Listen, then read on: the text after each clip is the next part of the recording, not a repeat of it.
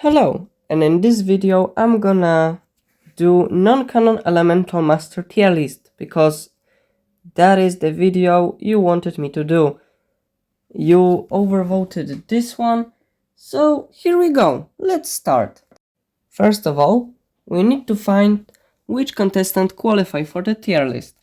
I'm not gonna do tier list with only ones that are clearly stated as elemental masters, because that would really shorten our list and it would be no fun.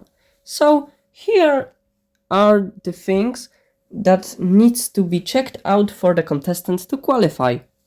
So these are the rules. First of all, have some sort of special ability that is not used by having a magic weapon. This is self-explanatory and will probably eliminate a lot of skeletons from Spinjitzu Smash games.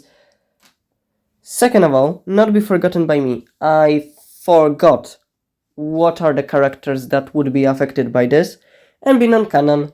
If it's in the show, it has no show here.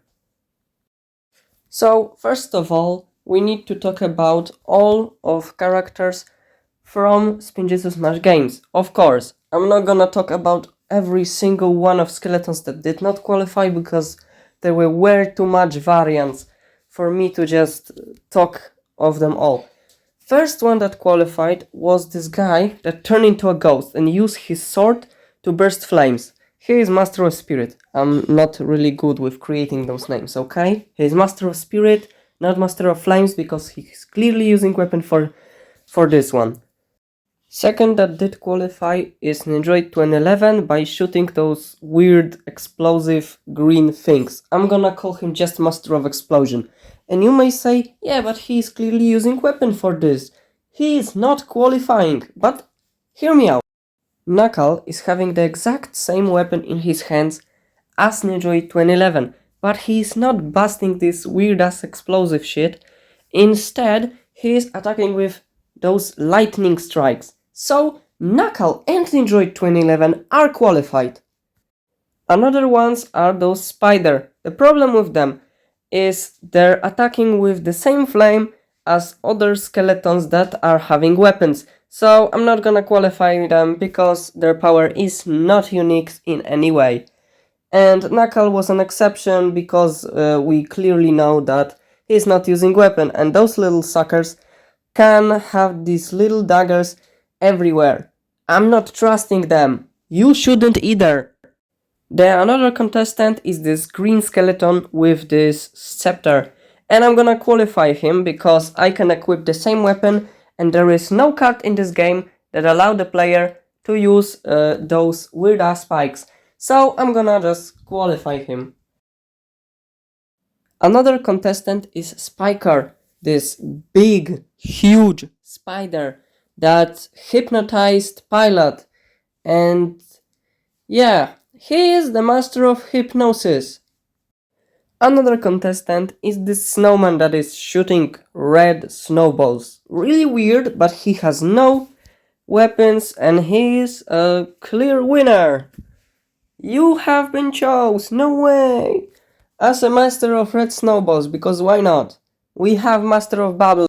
This is taking way too long, so we got to do speedrun of comics. We have Insect Master as Master of Insect, Diamond as Master of Diamonds, Cardinsta as Master of Nature, Gahran as Master of Dreams, Time Ninja as Master of Near Future, Mask of Malice as Master of Lasers. And of course we have Lara as Master of Water. So yeah, now that we have our contestants, we have tier from Bubbles to S tier. S tier being the best, Bubble being the worst. And let's just start. And the first one we have Master of Spirits, aka Random Skeleton. His power is pretty neat. He can transform into ghost and back to his bony self.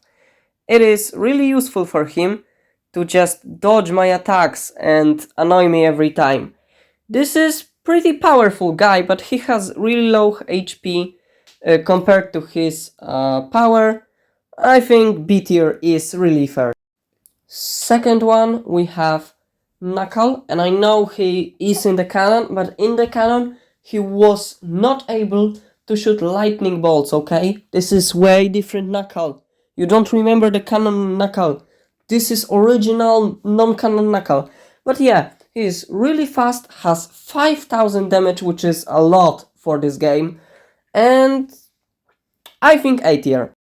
Next one is Ninjroid 2011. He shoots explosives, which when shooted, you cannot escape it. And it's the highest damage dealing thing on this game, being exploded by this fella. He's really fast, and even though he has not that much amount of HP as Knuckle, he always like disappeared in the shadow. He's not like being decapitated. He just fly away, and it is showed in his level. It's like he is running away. He's not defeated. So S tier is one of my favorites. Okay, I might be a little biased. Now we have Jade Master, aka Random Skeleton. He's not having really cool power, like busting some cones of jade out of the ground slowly, that deals really low damage compared to his friends from this game. I'm not buying it. D tier. Next one is Spiker. He has ability to hypnotize fellow pilots and probably other ones. This is like Hypnobrai, but he is Spider. Huge Spider. I think he is pretty good, having a lot of HP, and if he controls others with hypnotization, easy A tier. Next one we have Master of Red Snowballs, aka Random Snowman. He's so fat, he can't move in this game, that's first of all.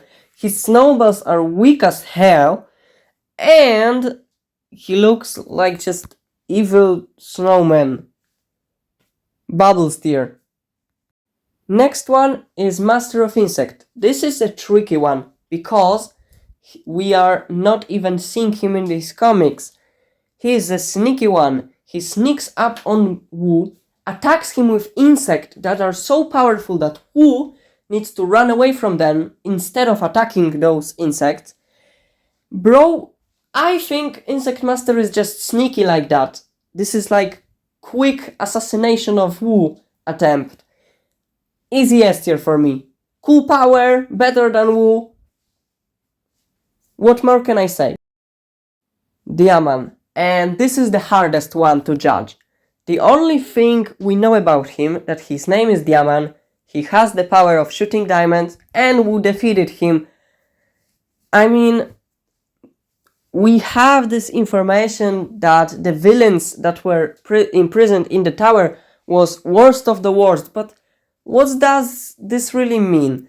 I think that C, because it's like lower half of this list and we just never seen his abilities. Next one is Cardinstra, Master of Nature. He was pretty good, almost defeated Wu, and he bent wood, he destroyed his house, he was pretty good fighter, to be honest, but there are just better ones on this list, and he was defeated after all by Wu, so I think B, maybe A. Next one is Gahram the Dreamer, aka Master of Dreams. He attacked Wu, being inside his dream, and he was almost defeating him, but he lost because of making an illusion that Wu just knew it was illusion and attacked him when he wasn't expected it. I think Gahram is still pretty good character. I think A tier as well. Next one is Time Ninja. I call him Master of Near Future because his power is seeing 1 second in the future. He's basically impossible to beat unless you do exactly what Wu do and just make a trap that he cannot escape in 1 second.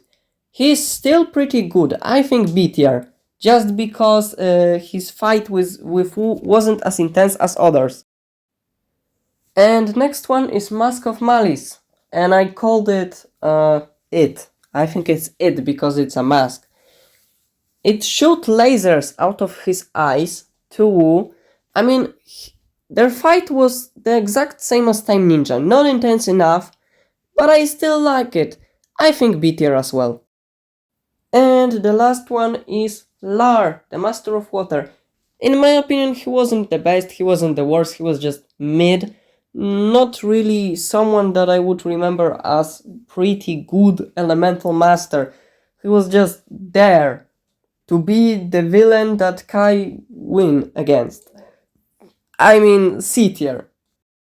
And Nado, Master of Creations, created my remembrance of him in my mind for last minute. He is easily S tier.